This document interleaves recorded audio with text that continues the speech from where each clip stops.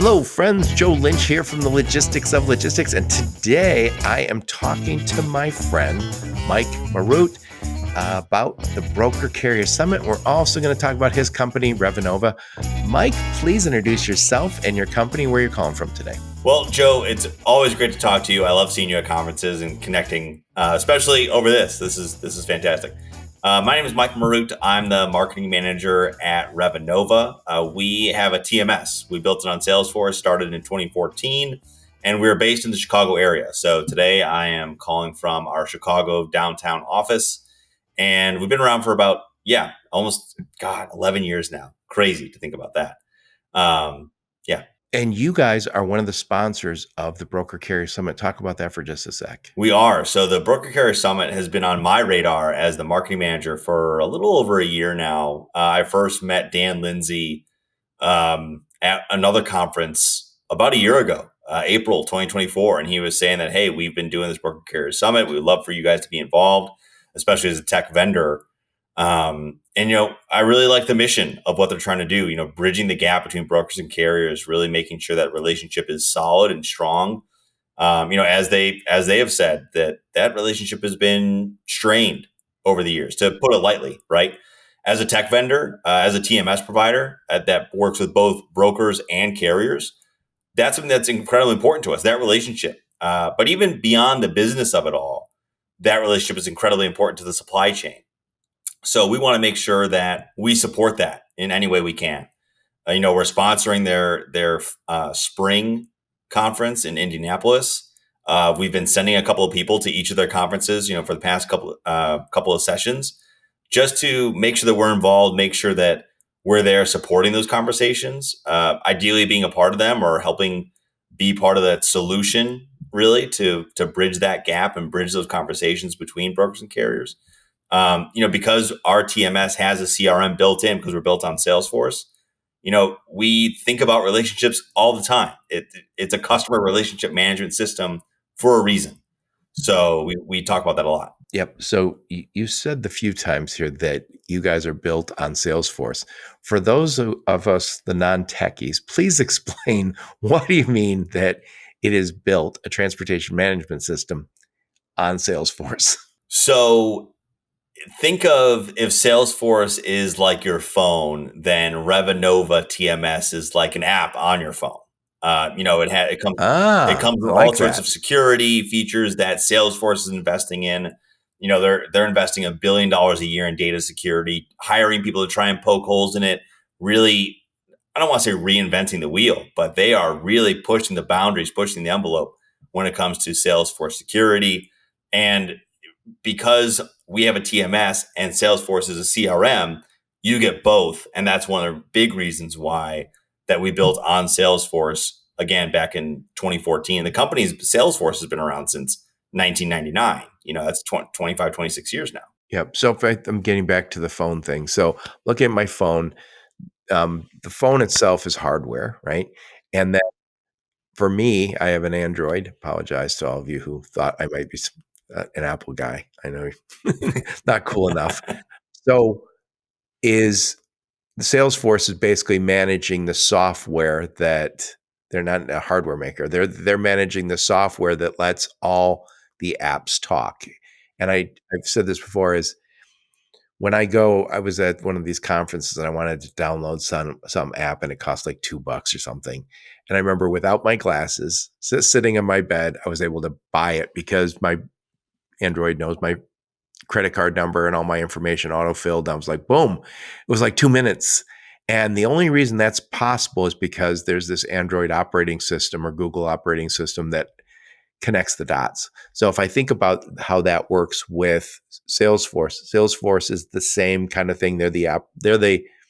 Not only do they have the leading CRM, customer relationship management, but they let a whole bunch of other apps like Revenova in their ecosystem or Right. on their. Yeah, there's 4,000 plus different apps that are available through the Salesforce App Exchange.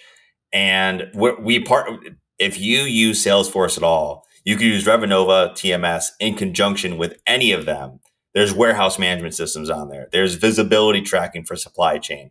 There's accounting and payment processing. All the killer apps that we use are on there. Exactly. And so if there are any that are on Salesforce that you use, you can connect it right into Revenova TMS. You don't ever have to leave. It's one pane of glass, for lack of a better phrase, to be able to see everything that you use all in one place. And Salesforce invented the software as a service model, and I think the founder is one of the wealthiest men in the world. And in this day and age, where we have not only freight fraud, but it's also its first cousin, cybersecurity, I believe that cybersecurity is going to be a bigger and bigger issue. I haven't said it lately, but I do believe we're going to have a cyber 9/11 or a digital 9/11 where it's going to knock out some number of transactions or companies. And I think the day after that, everyone's going to look around and say, what are all my vendors using?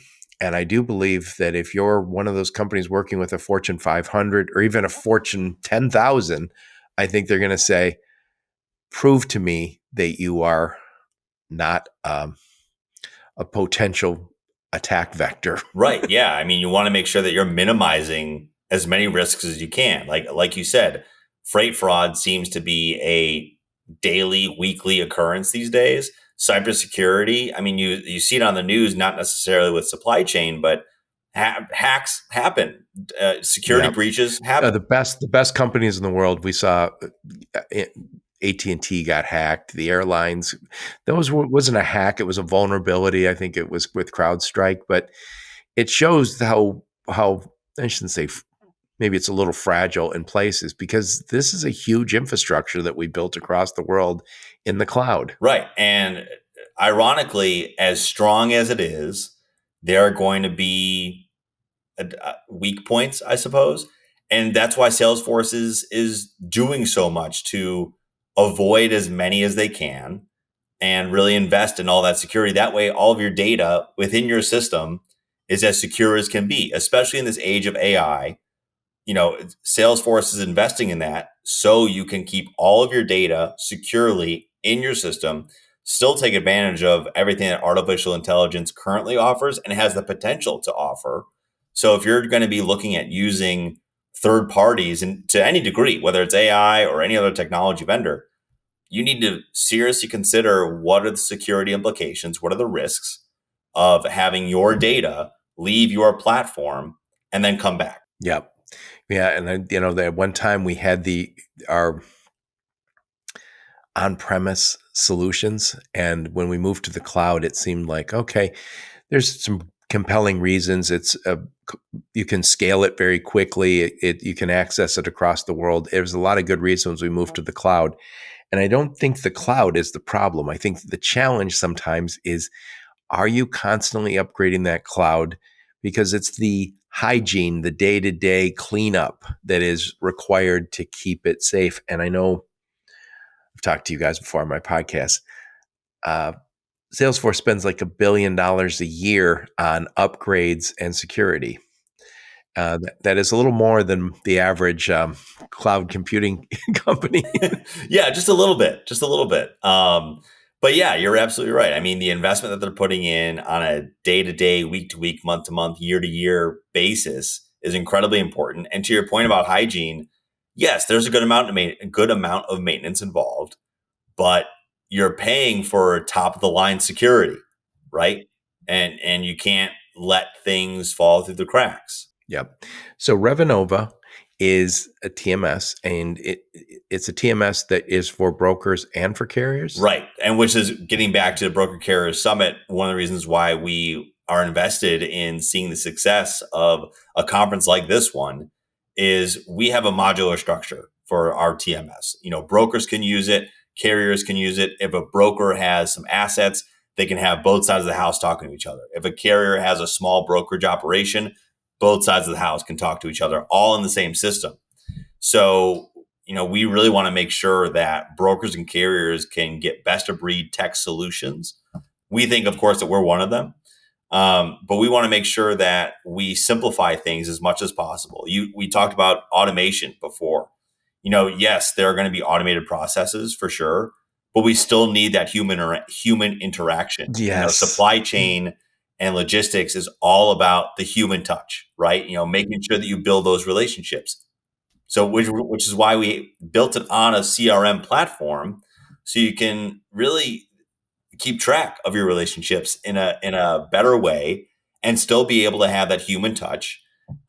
Despite what everyone thinks about AI, where it's you hear, it's going to take this job, that job. I don't know that it'll take jobs specifically, but it'll allow people, especially in supply chain, to really build better relationships with their customers, or on the broker side with your carrier, with on the carrier side with brokers that you work with. Right. I think we use technologies like Revenova to reduce our cost per load, which is great. It streamlines and it automates, and you go, oh, that's great. Um, you can't force people to say who are using Revenova to say now you need to go make some phone calls and build those relationships. And I think it's incumbent upon all of us to say, I'm actually going to make some phone calls. And, it's funny, if we all worked in the same office, like we all have in the past, you bump into people in the hall, you have a coffee, you talk about the ball game last night or whatever, you talk about somebody's having a kid. We don't have that kind of relationship building. That's not the nature of logistics. We're spread out across the world. We have to make an effort to build relationships. And I believe the Broker Carrier Summit is really all about that. And, I don't think it is about technology, but this is about building that relationship.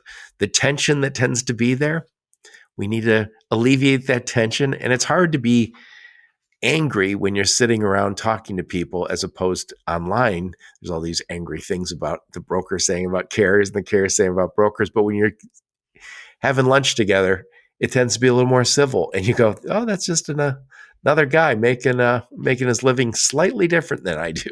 Right, exactly. I mean, I think that these in-person events, especially Broker Carrier Summit, one of the things I really that drew me to it was that they don't do booths. That it's all education sessions, it's all networking, and whenever there are booths involved, there's an element of sales involved, which I get it. Like we all need that. A lot of these conferences, like they are incredibly beneficial for a variety of reasons, booths being one of them.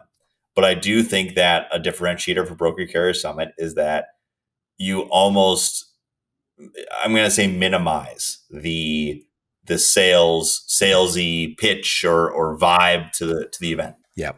And so we didn't say when the date was, but it is in Indianapolis, and it is April 28th, which is a Monday. Now, I think that's a golf outing. So if you don't want to do the golf outing, you don't have to be there.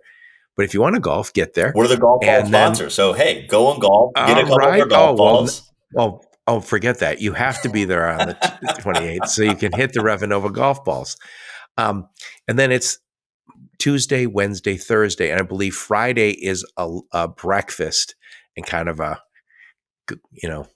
last hurrah. A nice little send off. Yeah. So I know that they really encourage drivers to get there, and I think there's day passes, and I believe they even said there's scholarships. I don't know if, or sponsorships. What I don't know what the word they use, but they really want to encourage the drivers to get there, and they recognize most drivers aren't going to be comfortable saying, yeah, I can be there for 3 or 4 days, but you just stop in because I do know, talking to Dan Lindsay, talking to you, people are doing business there, and they're more important, not more importantly, just as importantly, they're building relationships and learning about the other side. I've said this about the Broker Carrier Summit. When you're just online, there's just a lot of this othering where you go, oh, those guys, they always do it this way. We see that with our politics, and it's not useful. We need we need the brokers and we need the carriers. And I get this phone call all the time where carriers say, just want good broker, or good carrier or shipper freight, meaning don't want brokered. And I think the reason they're saying that is because they've had a bad experience. For the most part, if you're investing in a relationship by being a Broker Carrier Summit, you are one of the good ones. So, and I think also one of the things, this tension's very normal now because the rates are a little low right now, And so the brokers aren't making quite the same money, and then the carriers aren't making quite the same money.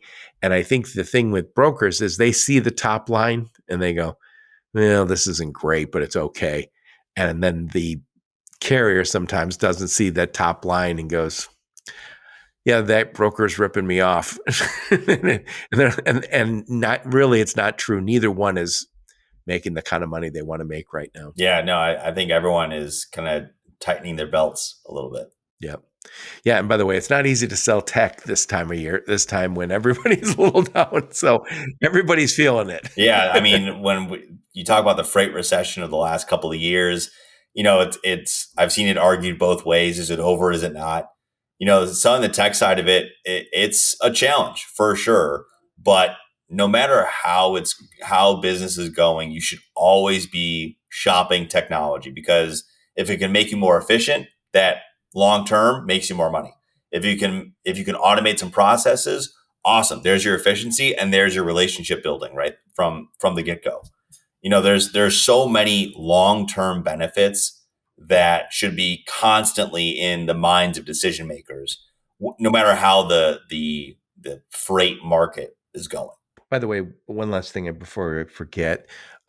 I know you guys have been around for 10 years, and I know you guys built, or so you say 11 years, you built your transportation management system so it can plug in all of the killer apps that I call them. That's the all the pricing tools, the green screens, and the visibility tools with MacroPoint or Project 44, all of the cool stuff that we now want to plug into our TMS. You guys built your TMS with that in mind. And some of the older systems don't have that easy integration, and you guys are cloud natives as opposed to having to move to the cloud in the last few years, which was a challenge for some companies. Right. No, it's one of the reasons why we decided to build on Salesforce was that open API concept, which you'll hear that occasionally from other TMS vendors, usually some newer ones.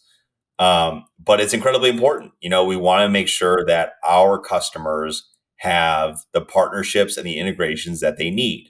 There are going to be a handful that, maybe we don't have a native integration to, that we have not built yet, but it can be built, whether it's by you'll build it so you can have for the next guys. Exactly. So, we can build it. Like if a customer comes on and says, hey, I need to work with vendor X. All right, cool. We'll work on building that out. In the meantime, if vendor X has an incredibly robust technology team and already has like a copy and paste, API connection sort of thing, for the most part, I know that they're very complicated and complex and different, but if they have a robust tech team and can do it on their end too, we encourage that. We want to make sure that our customers have the resources and the partnerships that they need to succeed. And then we can be kind of that platform for them to succeed off of. I love it. I love it. Well, Mike Marut, I will see you and the Revenova guys in Indianapolis. That's April 28th through May 2nd. I got an email last night saying that they're running out of rooms. So you have to sign up now. I'm sure you can get a hotel room around there. It's downtown Indianapolis. It looks like a wonderful venue. People rave about this conference. I highly recommend you get there. Oh, absolutely. We're proud to be a part of it. And Joe, thank you again for having me on today. Thank you so much. And thank all of you for listening to my podcast. Your support's very much appreciated. Until next time, onward and upward. You have been listening to the Logistics of Logistics podcast, where we engage with leaders in the logistics and supply chain community. If you like what you hear, please subscribe, hit the like button, and leave us a nice review on Apple or Spotify or wherever else you listen. Also, please check out our videos on YouTube and connect with us on LinkedIn. We're very big on LinkedIn. And you can also reach us on the logisticsoflogistics.com, our website.